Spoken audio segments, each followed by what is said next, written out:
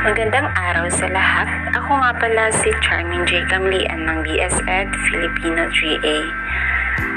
Ang tagapag-ulat sa Wika 2. Ang aking tatalakaying paksa, Ilaga ang militanteng Kristiyano sa Mindanao na isinalin ni Dennis Arcon. Ngayon, mayroon tayong dalawang layunin. Una, ang naipapaliwanag ang kahulugan ng Ilaga at panghuli ay nalalaman ang mga militanteng Kristiyano sa Mindanao. Ang Ilaga sa Visayas ay nangangahulugang daga sa Filipino. Ngunit sa Mindanao, ang Ilaga na nagsisimula sa malaking titik ay mga militanteng grupong Kristiyano na ang karamihan ay mga magsasakas sa simula na lumaban ang Morong extremist o Islamist. Nagsimula ang grupong itong kanilang kilusan noong 1970 at lalong nakilala noong 1971 na maibalita ang pinakamadugong ginawa nila sa pagpatay sa 65 mga sibilyan sa isang moske.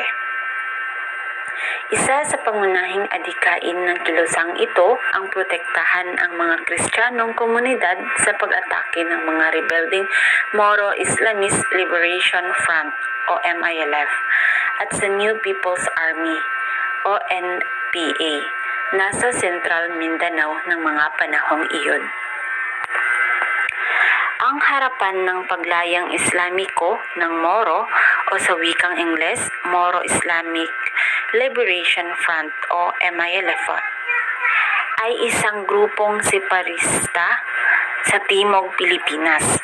Aktibo sila sa timog na bahagi ng Mindanao, kapuluan ng Sulu, Palawan, Basilan at Moro ang mga katabing pulo.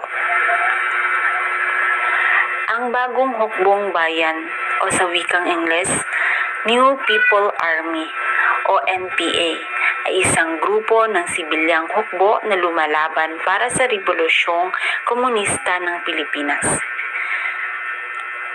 Ito ay tinatag noong 29 ng Marso 1969.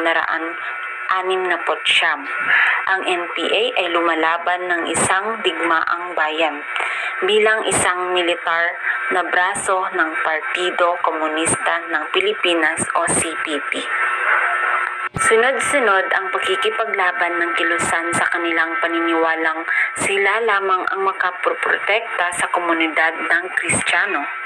May mga bali-balita noon sinusuportahan sila ng gobyerno sa pagkikipaglaban sa mga rebelding MNLF at NPA. Sunod-sunod din noon ang panalo ng mga Ilaga sa mga kalaban. Sinasabing ang kilusan ay isang kulto, may talisman o anting-anting at di tinatablan ng bala at higit sa lahat ay kumakain ito ng mga tao. Lumaganap noon ng balita na takot sa kanila ang kanilang kalaban dahil sa sila na mismo ang kinakain nila. Ginamit daw sila ng pamahalaan ni dating Pangulong Ferdinand E. Marcos sa pagsugpo ng karahasan sa Mindanao dahil sa kakulangan ng sangay ng mga sundalo. Ngunit nang makialam na ang ibang bansa, pinatigil na ng dating Pangulo ang kilusan.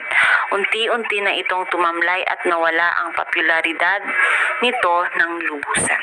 Noong 2013, si Mike Santiago ay naging commander sa North Cotabato. At Reform Ilaga Movement, naging 45,000 miyembro sa buong Mindanao. Nandito ang mga kilalang leader, si Commander Bukay ng M-Lang North Cotabato at Commander Toothpick ng UP Maguindanao. At doon nagtatapos. Maraming salamat po.